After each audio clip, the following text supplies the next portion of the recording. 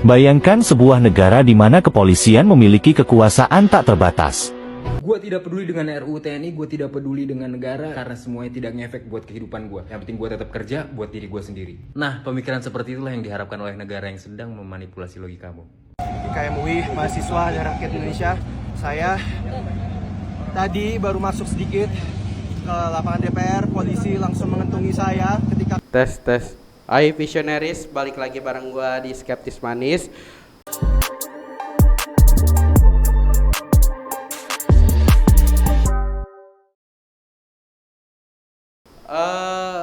Buat kalian yang gak mau jadi NPC di negara kalian sendiri, kalian boleh dengerin podcast gua ini.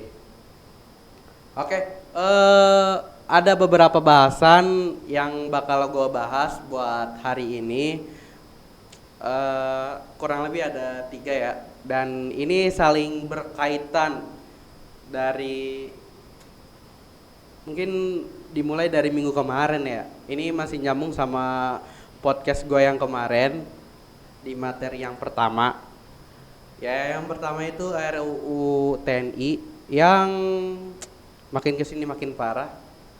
Terus ada lagi RUU baru, RUU Polri. Dan yang baru banget ya,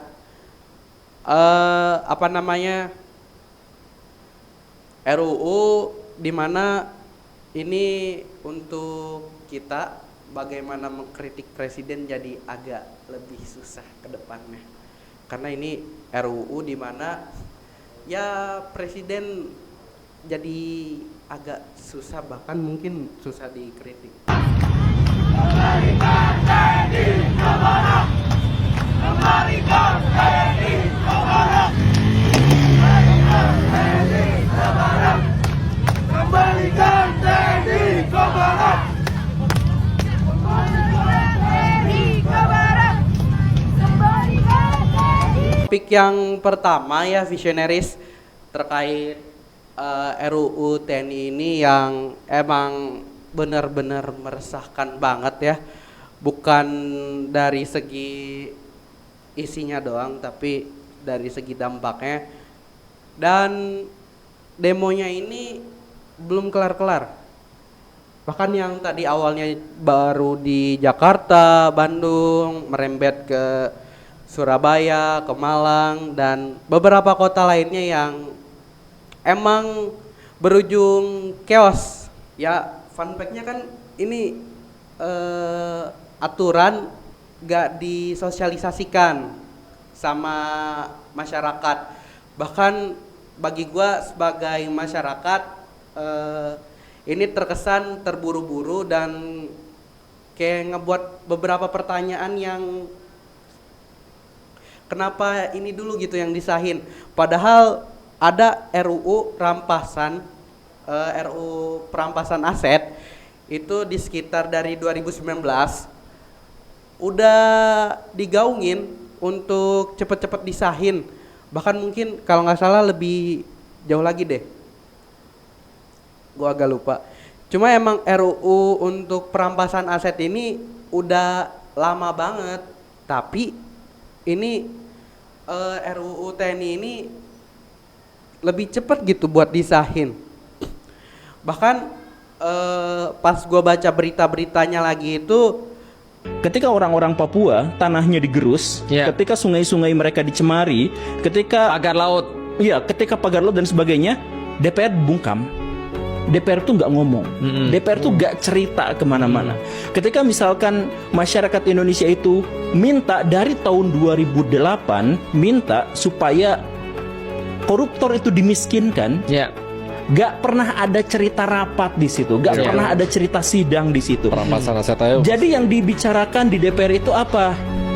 Ketika Gibran mau naik, ketika Kaesang mau naik. Betul. Jadi yang dibicarakan itu dengan hal ini kan akhirnya ngebuat kayak TNI makin kuat lagi di kepemerintahan. Bahkan gini loh, gua diskusi sama teman gua, kayak sekarang aja udah cari kerja itu udah susah, udah banyak banget saingannya dan harus dengan kriteria A, B, C, D dan yang lainnya. Ditambah dengan TNI sekarang yang tadinya 10 nama jadi 15 atau 16 gitu kalau nggak salah. Itu kan akhirnya ngebuat peluang kita untuk mencari kerja makin susah lagi. Ya win-win solutionnya UMKM harus di-push banget, atau kita sebagai generasi muda harus bisa ngebuat usaha, ngebuat lapangan kerja, nggak bergantung sama pemerintahan. Itu buat topik yang pertama, dan ini makin hari makin gila banget gitu.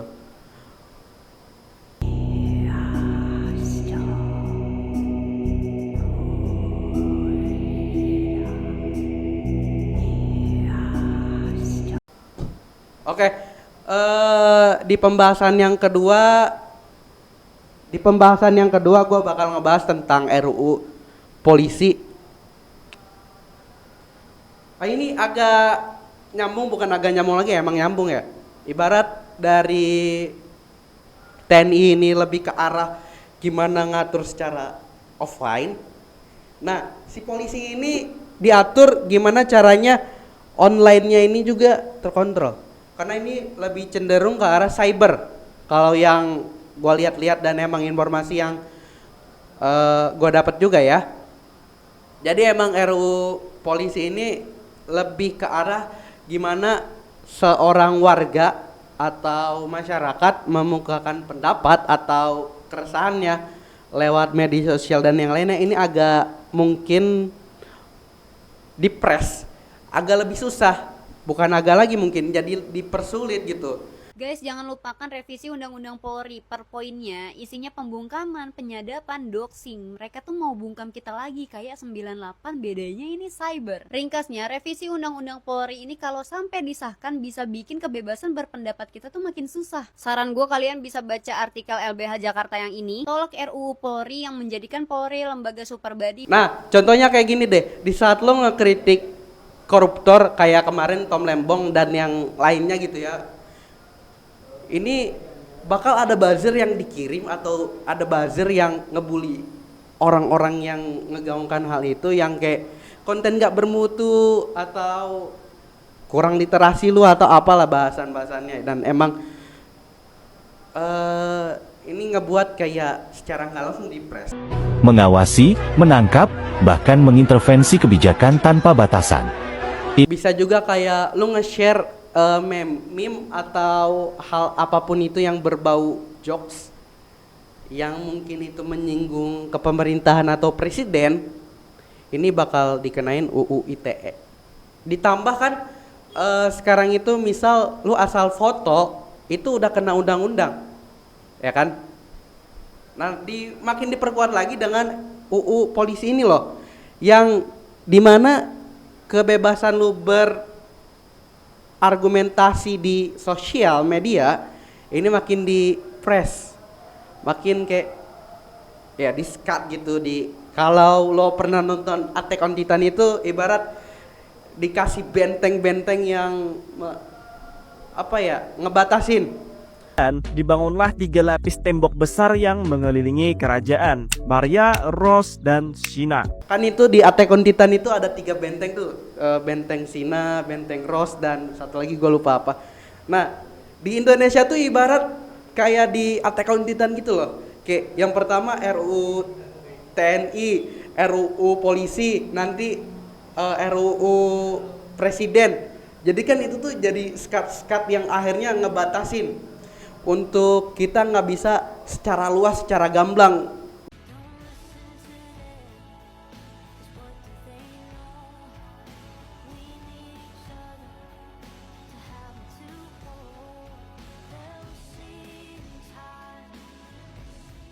Ya dari RUU yang baru-baru ini nih kayak akhirnya kebebasan kita berpendapat, memukakan ekspresi yang katanya demokrasi tapi cenderung mengintimidasi. Even ini bukan soal RUU-nya aja, polisinya aja, oknum polisinya. Ini apa ya? Kalau lu lihat di demo yang kemarin itu ada beberapa headlight korban-korbannya. Ini baru beberapa orang. Yang pertama itu ada yang sampai patah tangan atau kaki gitu di saat demo. Dia digebukin atau dikeroyok sama oknum polisi sampai dia patah tulang. Ditambah ada juga yang 2 orang yang gua lihat itu, yang gua baca juga, yang gua cari tahu juga, ada yang sampai bocor. Mahasiswa pecah rahangnya dan 4 orang hilang saat demo RUU TNI. Bahkan yang terakhir tadi sebelum gua ngebuat konten ini, ada yang sampai giginya tuh hancur udah kayak bener-bener digebukinnya tuh secara brutal parah. Udah nggak karuan lagi giginya itu, sampai kayak dia bonyoknya pun kayak what the hell, kayak inikah aparat yang ada, oknum aparat yang ada, kayak what the hell. Belum ditambah, lu tau gak sih, ada lagi tim medis. Ini jadi ada tim medis di demo itu, sampai ada yang kena gebukan secara brutal. Salah satunya tuh ada cowok yang dia bilang, dia udah jelas di sini ada lambang tim medis, tapi tetap gitu masih kena. Anjir, nggak habis pikir gua.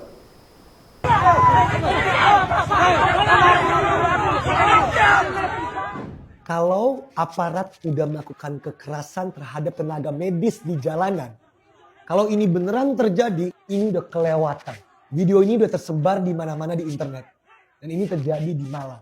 Sekali lagi gue ingetin, kalau perjuangan itu bukan cuma di Jakarta, tapi di kota-kota seluruh Indonesia. Dan kemarin di Malang, lu bisa lihat aparat-aparat atau oknum-oknum ini melakukan tindak kekerasan terhadap perempuan, tenaga medis yang tugasnya hanya untuk membantu mengobati demonstran-demonstran dan orang-orang yang ada di jalan di Malang. Kita tetap harus terus menyebarkan apa yang terjadi. Karena clearly the mass media dan media-media nasional tidak memberitakan ini sama sekali. Belum lagi yang cewek-ceweknya yang di tempat medis ini dibilang kayak gini, lonte. Otaknya di mana? Dan gini loh, kalau emang itu kalau oknum ya, itu pasti cuma beberapa doang, tapi ini ada di Jakarta, ada di Bandung, ada di Surabaya. Nggak cuma di satu wilayah, tapi merata gitu loh. Kayak terstruktur gitu. Yang akhirnya tuh mempertanyakan kayak kualitasnya tuh gimana sekarang? Kualitas polisi itu gimana? Kok bisa banyak gitu oknum-oknum polisi sebanyak itu yang apa ya, kayak ini udah nggak memanusiakan manusia. Udah RUU udah RUU-nya ini menghancurkan. Tega banget, seorang driver ojol dipentung oleh polisi padahal nggak ikut demo tolak revisi Undang-Undang TNI di DPR. Bahkan ia dituduh sebagai mahasiswa yang aktif. Ia sempat diserang oleh beberapa polisi, namun penyerangan tersebut tetap saja dilakukan. Yap, kejadian memilukan tersebut dialami oleh seorang ojol pada hari Rabu 20 Maret lalu. Ia bernama Raka. Pada saat itu ia hadir di tempat di mana mahasiswa melakukan demonstrasi besar-besaran terhadap revisi Undang-Undang TNI. Nah, ternyata sewaktu terjadi aksi kejar-kejaran, ia dituduh sebagai mahasiswa yang mengikuti demo. Padahal di situ dia cuma lewat untuk mencari orderan. Sudah mengaku dan menunjukkan atribut ojolnya, tapi tetap saja dihajar tanpa ampun. Hal ini bikin masyarakat menjadi geram. Akhirnya pada saat itu ojol ini terluka dan harus dirawat. Bayangin aja, cuma karena salah paham orang bisa sampai babak belur seperti itu. Parahnya, Raka pada saat itu terus didesak oleh sekelompok polisi yang bersikukuh bahwa mereka sempat melihatnya berada di dalam barisan mahasiswa. Ia sudah dipentung dan menunjukkan gestur menyerah sampai mengalami luka di bagian kepala. Ia menuturkan yang paling parah adalah di bagian tangannya. Menuturkan kita untuk berpendapat, membatasi kita, ditambah aparatur yang sewenang-wenangnya. Coba deh visionaris pikirin. Ini baru 3 orang, baru 4 orang yang naik gitu ke up. Belum lagi ada ojol yang dia bukan demonstran, kena gebuk juga sama oknum polisi.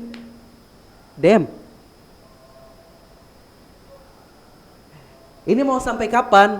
Sampai Indonesia bubarkah atau mau sampai gimana?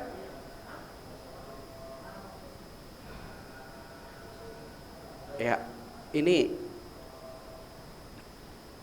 udah ngelewatin batas HAM. Buat pinggai seorang menteri HAM, lihat sekarang HAM nggak dijunjung tinggi loh buat para pendemo. Lu minta buat anggaran segini-segini, tapi di demo kemarin lo datang nggak? Sebagai menteri HAM, HAM itu DPR mendorong pasal penghinaan presiden bisa selesai dengan restoratif justice. What? Ini tuh aneh banget buat gue. Adanya pasal penghinaan presiden aja itu udah lucu banget. Gimana mereka tuh menganggap presiden sebagai simbol negara, bukan jabatan. Jadi ya intinya presiden tuh disamain lah kayak Garuda Pancasila, bendera, bahasa, dan sorry banget, gue terlalu emosional banget buat yang topik kedua ini. Kayak anjing lah, ini nggak make sense buat seorang aparat gitu. Kita lanjut ke topik yang ketiga. Ini masalahnya topik yang ketiga makin panas, Cok. Ini di topik yang ketiga tuh ngebahas tentang ada rancangan undang-undang juga presiden.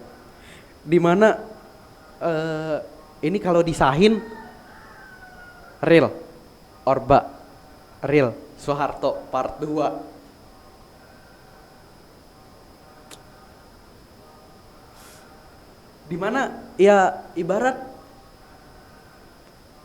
presiden ini udah setara sama lambang negara. Padahal kalau berpacu lagi itu presiden sama lambang negara ini nggak bisa disamakan. Di undang-undang pun dijelasin loh. Yang akhirnya nih kalau disahin ini jadi kekuatan yang absolut. Yang dimana dari kekuatan absolut ini ngebuat ini yang tadinya 5 tahun bisa lebih. Dan buat kalian yang mungkin bilang atau dan buat kalian yang mungkin masih ini buat kalian yang masih hahaha kayak buat yang apa namanya velocity atau apapun itu kayak what the hell man, ini negara lagi keadaan genting banget. Ini peraturan undang-undang loh. Ini gimana nanti kita ke depannya dalam kehidupan bernegara. Dan timelinenya tuh pas banget loh. Dengan sekarang tuh lagi hype banget timnas yang lagi gencar-gencarnya, lagi benar-benar diperbaikinya, lagi kayak gila Patrick ini siapa ya, timnasnya mulai diperbaiki. Tapi di sisi lain seluruh fraksi juga ya sepakat bahwa pasal penghinaan presiden ya terkait adalah pasal yang paling penting yang harus bisa diselesaikan. Teman-teman, gue bikin video ini karena gue cukup sangat greget banget ngelihat berita yang kemudian diliput oleh narasi bahwasanya salah satu poin dalam revisi RUU KUHP itu hari ini itu adalah pasal penghinaan terhadap presiden, yang mana ini cukup sangat problematik dan agak-agak make sense saja di dalam sebuah negara yang sistemnya demokrasi. Apalagi yang disasar itu adalah jabatan, bukan individu. Undang-undang ya banyak gak berpihak ke masyarakat. Seakan kita dibuat buta dengan keadaan ya tadi TNI lagi. Seakan kita dibuat buta dengan keadaan timnas kita yang makin makin keren, makin diisi dengan talenta-talenta yang amazing gitu kayak. Tapi percuma gitu kalau akhirnya banyak undang-undang di dalam kita di negara ini makin gak karuan gitu. Kayak kita buat berpendapat susah. Terus kita mau ngapain jadi terbatas. Lo bayangin gak? Misal nanti lu keluar dari rumah, di kanan kiri ini CCTV. Lo kemana-mana diawasin, lu gerak-gerik lu dibatasin. Kritik dikit ditembak atau kritik dikit dipenjarain. Itu yang paling parah sampai ditembak mati kan. Apakah ini bakal jadi Orba lagi? Apakah ini bakal jadi the next Soeharto part 2? Yang akhirnya kayak negara ini mau dibawa kemana? Jangan-jangan orang-orang yang di belakang atau pemerintah-pemerintah ini udah menyiapkan untuk kayak misal Indonesia bubar, Indonesia udah tinggal nama, mereka udah nyiapin kayak paspor luar negeri yang dimana kalau Indonesia udah bubar mereka tinggal pergi ke luar negeri, asetnya udah dipindahin ke tempat-tempat lain. Kalaupun emang dia kena kasus akhirnya gak terendus, itu bahas korupsinya, belum undang-undangnya. Makin jauh lagi loh Indonesia untuk jadi Indonesia emas kalau kayak gini caranya. Kayak RUU TNI aja itu udah di luar apa ya namanya, ngeri gitu loh. Lu bayangin aja gitu, militer masuk ke ranah publik, ke ranah masyarakat, dikasih lebih. Belum polisi yang dia bisa ngebatasin gimana masyarakat berpendapat di dunia maya atau di dunia media sosial. Belum lagi kalau kita ngekritik presiden, udah nggak bisa. 3 hal itu disahin, mampus. Kita jadi warga paradise. Kalau lu nonton Attack on Titan, kita jadi warga paradise. Di benteng pertamanya RUU presiden, di benteng keduanya RUU polisi, di cybernya, di benteng terakhir, benteng paling luar itu RUU TNI.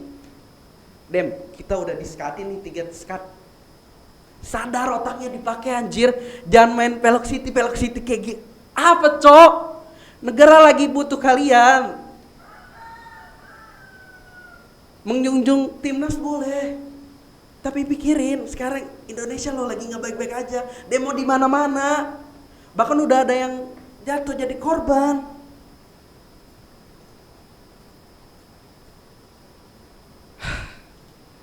Mungkin ya itu yang mau gue sampaikan. Kalau ini bisa lebih lama lagi, kayak